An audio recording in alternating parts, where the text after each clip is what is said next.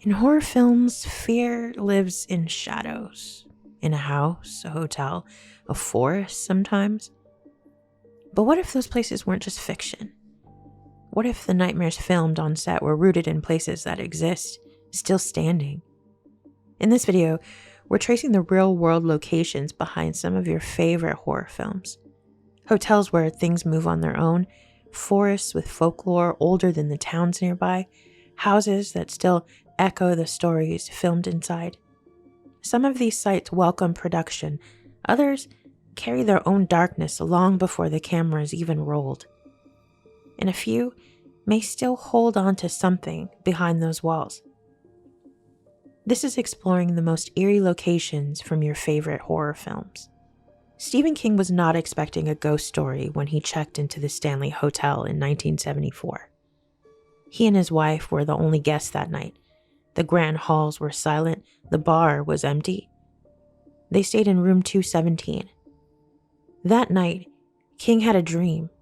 His son, running through the hotel's endless corridors, a fire hose chasing him, alive, serpentine. King woke, drenched in sweat, and stepped into the balcony for a smoke. By the time the cigarette was out, The Shining was formed in his mind. But room 217 had a reputation long before King arrived. In 1911, housekeeper Elizabeth Wilson was nearly killed when a gas leak caused a massive explosion. Her survival was considered miraculous. Since then, strange things have happened. Guests report their luggage unpacked while they were out, lights flickering, shoes lined neatly by the bed, even if they weren't left that way. Some say Wilson never left. Visitors to the Stanley still report cold spots, piano music from nowhere, and even laughter echoing through the hall after dark. The hotel embraces the legend now, but for those who've stayed the night in 217, The Shining feels less like fiction and more like documentation. In the Blair Witch Project, 3 filmmakers enter the woods of Maryland and vanish. What made the film so terrifying wasn't just what was seen, but what wasn't. The film location, Seneca Creek State Park, is quiet. Too quiet, many say. The park is steeped in real folklore, stories that predate the film by centuries. One legend in particular still haunts the region. In the late 1600s, a woman named Moll Dyer was cast out by her community, blamed for a brutal winter and a series of misfortunes. They set fire to her home. She fled into the woods, where she was later found frozen to death, her hand imprinted on a stone. That stone, known as Moll Dyer's Rock, still bears the imprint, and many say her curse remains in the forest around it. Even before the movie, hikers had reported strange compass behavior and disorientation. A few claimed to hear whispering in the trees when no one was there. The producers never confirmed if they chose the location because of Moll Dyer, but the folklore found its way into the film's DNA. And for those who still wander the trails alone, it's hard not to feel watched. I personally love the Blair Witch films. Rosemary's Baby captured paranoia, occultism, and urban horror at a time when satanic panic was all the rise. But it also captured a real location with its own tragic story. The Dakota sits on the edge of Central Park, its dark windows and ornate facade looming over the city. In 1968, it served as the exterior for a fictional Bramford, a building with a secret satanic society. But what happened outside the Dakota in real life was far more shocking. On December 8th, 1980, John Lennon was returning home with his wife, Yoko Ono. A man named Mark David Chapman waited in the shadows.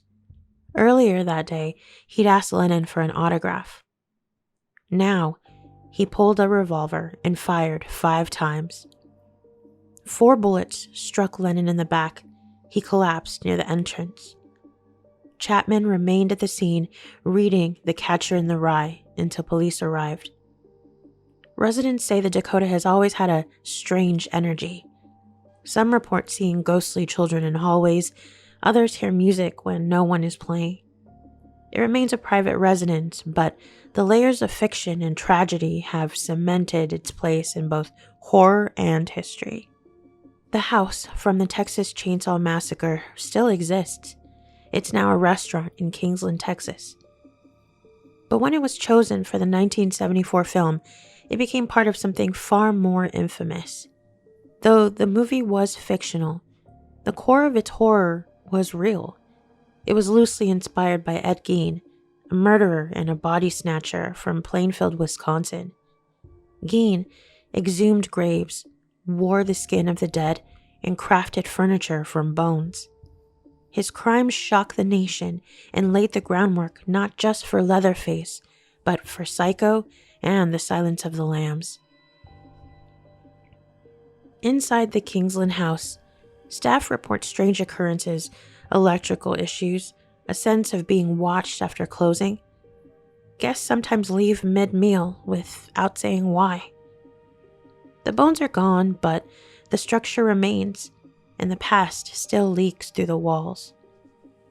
Psycho's most famous location, the Bates Motel, was a Hollywood set, but it was inspired by the lonely roadside motels of the American West. One such place exists in Fresno, the Palms Motel. It's quiet, unassuming, and in 2011, it became a crime scene. A man was murdered in room 4 during a drug-related robbery. Witnesses describe it as a deal gone wrong. Shots were fired. The victim died at the scene. It wasn't the first time violence had touched the property. Locals report detail of other assaults and disturbances over the years.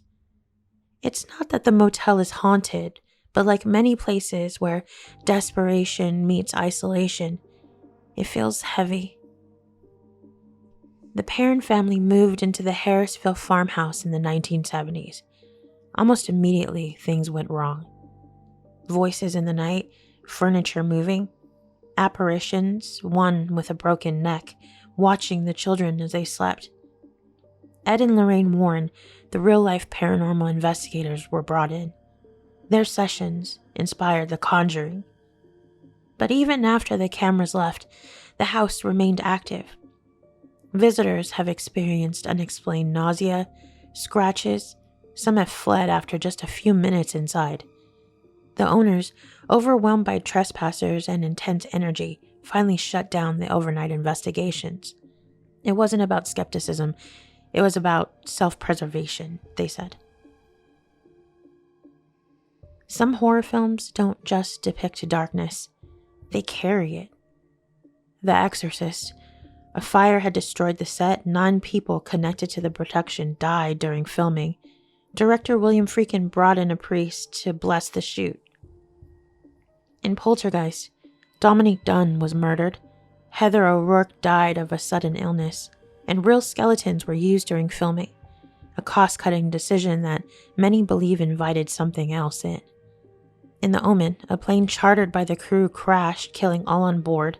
Producer Mace Newfield and actor Gregory Peck were on separate flights. Both were hit by lightning.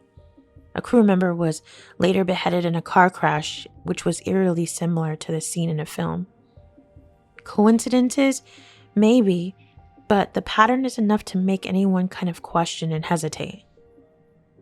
Not every legend holds up under scrutiny, though. The story of Bathsheba Sherman in The Conjuring, most historians agree that the details were exaggerated or just entirely fabricated altogether. For the Blair Witch, it was invented by the filmmakers, but Mull Dyer was real, and her legend, it does predate the internet by over 300 years. In the haunted sets, fires happen, planes get struck, but so many on so many horror films, it leaves room for doubt and wonder. What's true is this: fear is tied to a place. Some locations simply just don't feel right, and whether or not you believe in spirits, that unease is very real. With that said, some places are built for horror and others just absorb it. But what kind of location unnerves you the most? Is it a quiet hotel room, a patch of forest, an empty motel off the highway? I personally don't do very well in dark forests. Not that I would ever go into a dark forest willingly, but I think that I would probably be not very good in a place like that. Let us know in the comments below, and the next time you visit one of these places, just don't assume it's empty. Thanks for watching.